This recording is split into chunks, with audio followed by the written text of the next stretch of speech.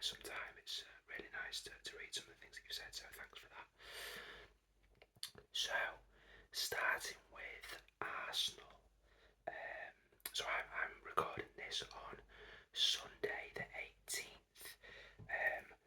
I haven't checked today, but as far as I'm aware, the Mikel Merino signing has not gone through yet. And yeah, a bit of a cop out, but that's the one I'm going for Arsenal. It is an interesting one though, and I think it was 442 that did a video on this recently. The Mikel Merino to Arsenal kind of situation. I could go and have a watch of that, guys, if you've got some time. It explains really well in there that he's not really a six. So in some ways, it's kind of a strange-ish signing. He's a bit of a utility player that they've signed, and he's in essence going to give them more depth. So he could play as a six. You know, he's really good at tackling. He's really good. But you know, he's probably more of a box-to-boxy A2. He's actually very much like Declan Rice in lots of ways, who obviously, as we've seen, you know, you'd probably argue his best position isn't a six, but you know, in some games Merino will start as a six, in some games he might start as an eight, and they've got options. So you know, overall I think potentially a really good signing. But if you were kind of planning for a midfield three where you've got like a Rodri type at the six, a Declan Rice to be kind of the go-between, and an Odegaard, Mikel Merino is not bringing that. That's not what's happening here. So it'll be really interesting to see what Arsenal do with him, if his role changes to become that sort of player, or we will see. Next then we've got Villa. So this is an interesting one. You know, I looked at Villa's squad. They've obviously done quite a bit of business already. The only thing that I was looking at really where I thought, yeah, okay, maybe was a better backup to Emi Martinez. You know, I don't think for a Champions League club, a 34-year-old Robin Olsen is that good of a second choice. So potentially if they moved him on or relegated him to third choice, they could go and sign a better second choice keeper, and maybe a bit of a left field one this. But I've gone for Thomas Kaminski of Luton. Now, you know, I don't know if he'd be happy to come in as a second choice, but obviously it would be a step up for him, a very significant step up. He was really good in the Premier League last season, I thought.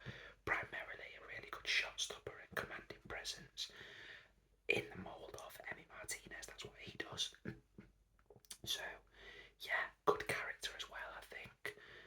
So yeah, bit of a left field one there. Next up, we've got Bournemouth. I think that they could benefit from a Ryan Christie upgrade. You know, I think Tyler Adams, I'm discounting. He is so injury prone, it's unbelievable. God knows if he's even still got it really anymore. So I was going for somebody to partner Lewis Cook maybe, and I've gone for Anton Stack of Hoffenheim, who I should point out as well with this video. First of all, shout out to Mazis18 who asked for this video, so this is on the back of him asking for it. And secondly, I've used FBref for a lot of the research for this vid. It's a free service. It's really good, guys, for anybody who's not ever used it or checked it out. Go and have a look at FBref. Really good for statistics. But yeah, Anton Stack of Hoffenheim, who he's in the 99th percentile for interceptions, 97th percentile for clearances, and 95th for aerial duels won, and also really good at carrying the ball progressively. Somebody like that who's really defensively solid, next to Lewis Cook, who wants to get on the ball and play a little bit. Could be a really good partnership. And when we say, you know, the 99th percentile, what FBref does is it has players in similar positions across the top 5 leagues in Europe over the last 365 days, so it's really effective in that sense, and it compares things across different metrics. So yeah, as you can see, across his peers in midfield in the top 5 league, he scores very highly for defensive actions, so that could be a good one for them. Brentford, I like their squad, so I was struggling a little bit. However, I think depth-wise, they are really significantly lacking at fullback, in particular left fullback. From what I could see, it looked like they only had 3 fullbacks in the entire squad. So, and they don't have a backup for Rico Henry. So I've gone for Matthew Udall from Metz to either be a backup or maybe even compete with Henry. He scores in the 95th percentile for interceptions, 97th for blocks, 97th for clearances. Clearly very defensively sound. Looks like he'd be cheap. His current contract, I think he's on like €10,000 a week. So yeah, and he had a really good season last season. So that could be the kind of signing that you see Brentford making, getting somebody in on the cheap. Brighton. So again, another club that have done a lot of business. So I was looking at them thinking, do they really need to do anything? But one area that I thought they could do, for me, maybe move Joel Veltman on. He's been a really good servant to the club. Maybe move him on and get somebody else to compete with Tariq Lamptey. So I've gone for Joachim Mæhle of Wolfsburg, who England fans will have probably seen quite a bit from when we've played Denmark. He's really good going forwards, and he's pretty decent at the back too, so that's why I thought he could be quite a good fit at Brentford. Good competition for Lamptey, who, as we know, does have injury problems as well. So, Chelsea, despite obviously already having 44 players still in the squad, can't really argue that potentially getting rid of Lukaku and bringing in Osimhen would be pretty damn good, wouldn't it? So I've gone for that. If they can't get in a player of that quality, just don't bother making any more signings. So Palace, again, at the time of making this, they haven't lost Gueye, but I'm expecting them to lose Gueye. I think Newcastle have made a 4th bid, which is mad. They obviously really want him. So if they lose Gueye, I've gone for Murillo from Forest. Obviously, he's very highly rated, young centre-back. A lot of talk about clubs might have been in for him this summer. Man United, there were rumours there. Really, really high reputation. And crucially, he's left-footed. So I think with Gueye going, and particularly with Glasner really liking a back 3 now in certain games, then he could be great for that. So particularly, Murillo and Anderson, great partnership as well if they're in a back 4. So yeah, and you would expect that he would be cheaper than what they're selling Gueye for. So, and they've got loads of money at the minute, haven't they, Palace, especially after Elise. Everton. Okay, so I think where Everton are lacking the most by far is in replacing Onana.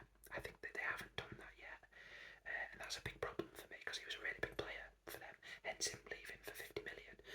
So I'll tell you what, this one stinks of an Everton signing, just stinks of it. Go and get Sander Berge from Sheffield United. I know he's been linked to Man United. I really can't see that happening. Sander Berge, he's not exactly the profile of Onana, but they do have a lot of similarities, I think. And yeah, you could just see him in an Everton shirt, can't you, Sander Berge? So I think that's a really good shout for them. Fulham. Okay, so this is the one where I've broken my rule of one signing. They're clearly going to make signings. Marco Silva said as much, and I think they really need to make 2. Like, desperately need to make 2. So I've gone for 2. They've got to replace João Palhinha. I don't think Sasa Lukic is good enough to replace Palhinha. So this is an interesting one. Palhinha is such a big player, and I thought, let's look at what Palhinha does and try and shop for players. They've got a similar profile, and this is one of the ones in particular where FBref really came in handy. By the way, I promise I'm not sponsored, by FBref. I have no affiliation. It's just a good site, and I recognise I am mentioning them a lot now. But so Palinha, as you can imagine, 99th percentile, 99th percentile for tackles, 90th percentile for interceptions, 94th for blocks, and 84th for clearances, 74th for aerial duels. Very, very strong defensive profile. It is what he does, right? He starts for Portugal. He's gone to Bayern. He's great. Fulham won't be in the market for a 60 million player, obviously, and you can't replace a player of that quality. But you could look to go and get a player of a similar mould who might not be on the radar. And this is where stats really do help, of course, data-driven decisions. This is what Brighton do, this is what Brentford do, as we know. So I've gone for Johnny Cardoso of the US national team and Real Betis. He's in the 95th percentile for tackles, so not that less than Palinha. The 99th percentile for interceptions, which is mad. That's better than Palinha. The 76th percentile for blocks, so that's a little bit less. 89th percentile for clearances, that's a bit higher. And the 97th percentile for aerial duels. And coming into the Premier League, that could be massive. No pun intended. So, yeah, I mean, like, it looks absolutely brilliant. I have seen a few things there. There are potentially a few teams in for him. But profile-wise, looks great. You'd imagine could get him for 20 mil or less. So, that seems like a Fulham signing, doesn't it? The other one, of course, is they've lost Tosin and Tim Ream. Now, I know they've got Issa Diop, they've got Calvin Bassey, they've gone and signed, was it Jorge Cuenca that they signed for them? I think they did. So they've replaced one of them. I think they need to go and get another centre-back, though. They really do. So, hear me out here. Here's a shout for you. Lost Tosin, obviously really established for them. West Ham have gone and got Jean-Claire Todibo, who is gonna play. As we saw, they played Mavropanos yesterday. Kurt Zouma, the club captain, was on his way out, but he's failed a medical in where's he gone? Was it Saudi? I think it was a Saudi club he was going to. Either Saudi or Qatari, I can't quite remember. Failed the medical. So they really want to get Kurt Zouma out. I reckon they could even pick up Kurt Zouma on a loan. Bring him to Fulham. What a player that would be. I know they've already brought Issa Diop in from West Ham, but get rid of Tosin, bring in Kurt Zouma. He's London based already. I think it's a really good shout. Ipswich. Okay, so I'm also breaking my rule because don't think that they should sign anybody. Don't think that they will. They've already gone and signed a lot of players. The players need to gel. I thought they were very brave yesterday against Liverpool. 0-0 till 60th minute. Things will click. As I've predicted to stay up. I just don't think they need to be adding more players to their mix. So go for it, lads. Leicester. So they've just missed out on Adam Hlozek, who they were going to get in on loan. I think he's just gone to Hoffenheim, if I read that right this morning, somewhere like that. They've missed out on him. Obviously, he would have been a Kane and Dewsbury Hall replacement. I don't think they can sign anybody. I don't think they can't buy anybody. I don't think because of the financial mess that they're in. Do you know what? I really do feel for Leicester fans. I think they're a great club. I've got a bit of a soft spot for Leicester. If I was a Leicester fan right now, I'd be down in the dumps, man. I really would. What a state that is. They're probably going to need to go and get a loan player in. Somebody to replace Kane and Dewsbury Hall would be good on loan. I don't know who that player is. I don't really know. If there's a player on the market like that who they could actually bring in. If I tell you what, if Man United went and signed somebody, could they get Scott McTominay on loan? But I don't think Man United want to sign off on a loan deal for him. I've seen. Could you pick someone up from Chelsea? I mean, God, the amount of players and stuff that they've taken from Leicester and manager, they owe them a favour, right? So could they go and get somebody in? Could they bring Chesadai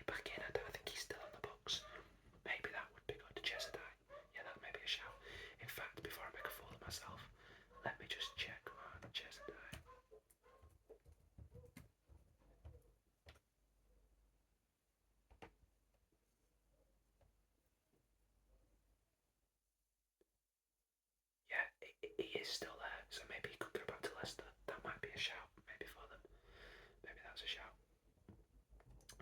Okay, so we are on Liverpool, and no surprises here. We're going in for, the backup option to Martin Zubimendi. I think I watched the Liverpool game and Ipswich had some joy at times. I like Gravenberch, but Gravenberch and McAllister's lightweight to me, man. That's lightweight. I think they want, a João Palhinha type would have been good. Mats FIFA, who I thought was extremely impressive for Brighton yesterday. Obviously, he's Arne Slot's player from Feyenoord. Zubimendi would have been perfect, as I said on the last video.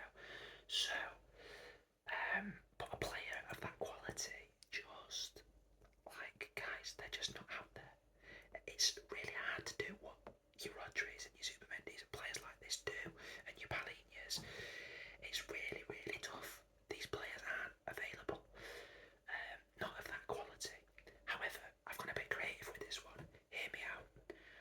A stopgap option in that kind of mould of a lesser quality is available, who I think would be an upgrade on Endo. Bring him back to the club. He's still only 30 years old. Emre Can.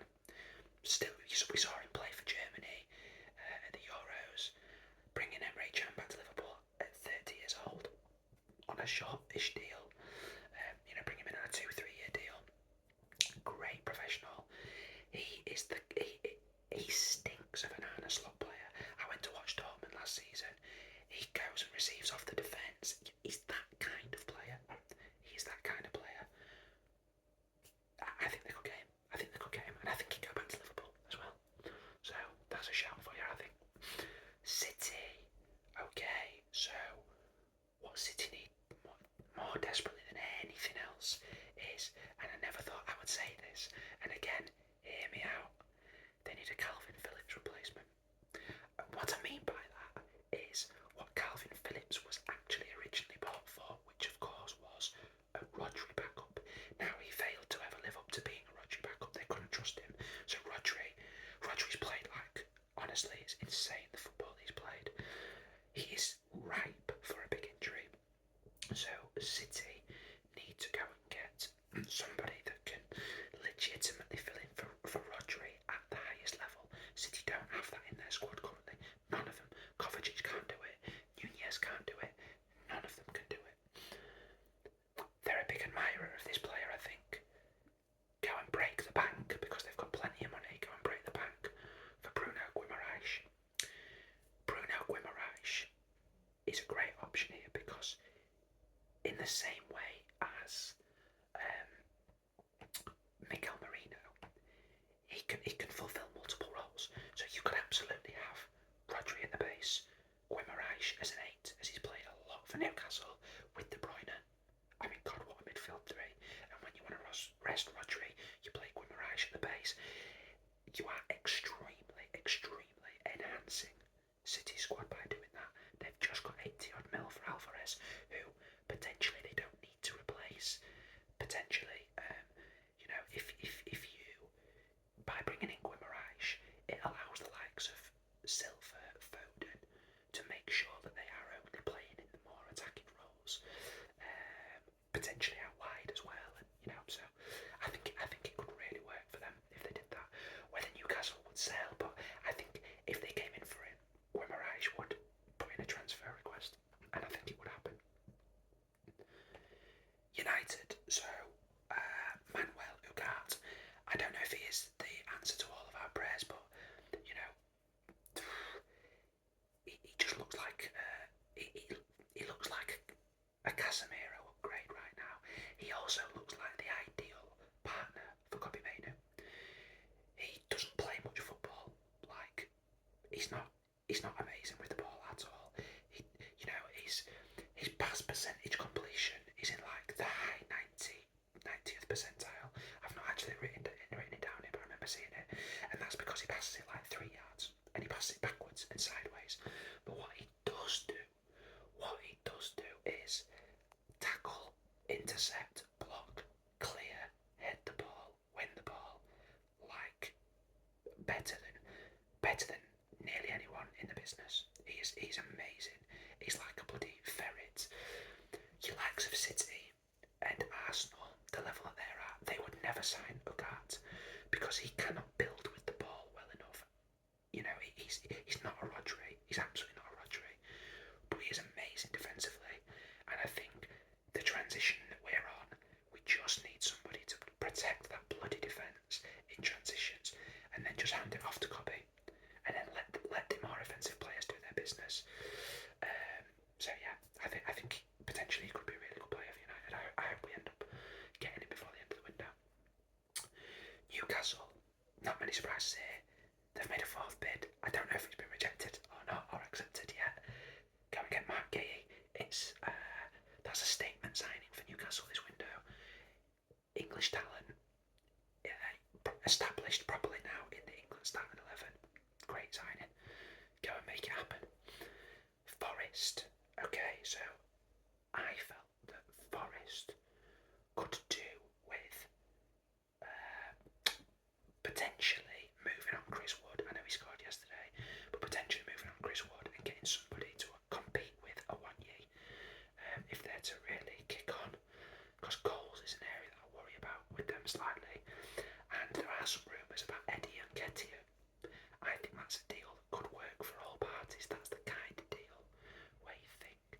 And also Forest are bloody stupid enough to pay his wage demands as well. So Eddie and Nketiah, I could see that happening, to be honest.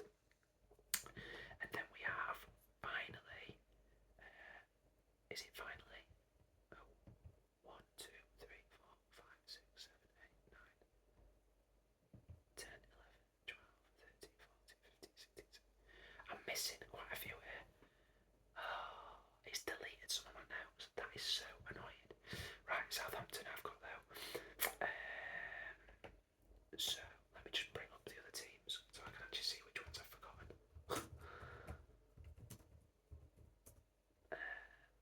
Who am I forgetting?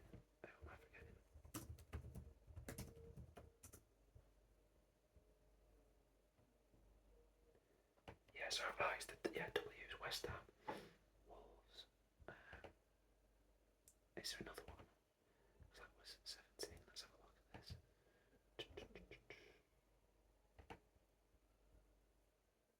I can't see which one I've missed. Brighton, Arsenal, Liverpool. Done them. Forest I've just done. Tottenham, right, okay, yeah, Tottenham, West Ham, Southampton, and Wolves. Okay. Right. Well, it's deleted my notes, so I've forgotten who I've actually said for them, so I'm just going to freestyle this, but Southampton I do have. I've gone for Mark McKenzie of Genk, who is a left-footed centre-back. Yeah, I just think that they are, it looks like they're going to try and employ a back three a lot, so I think they're a bit light on numbers, to be honest, if they do look to go to a back three quite regularly. So, yeah, that's what I've gone for them. Spurs. What would I do at Spurs?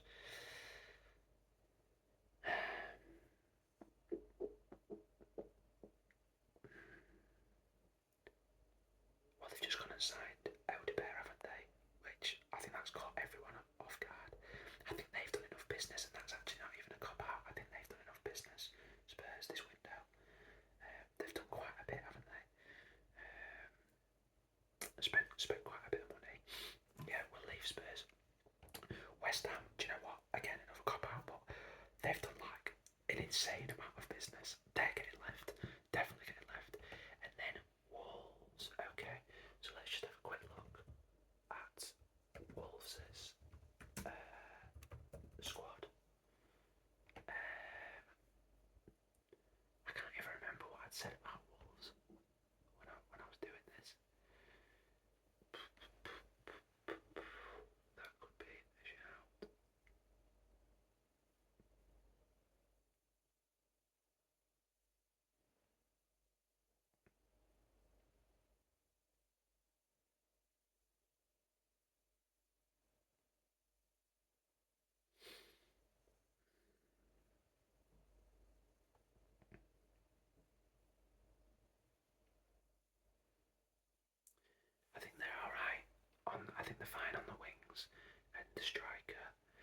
It's between centre back, and I'm just thinking of midfield.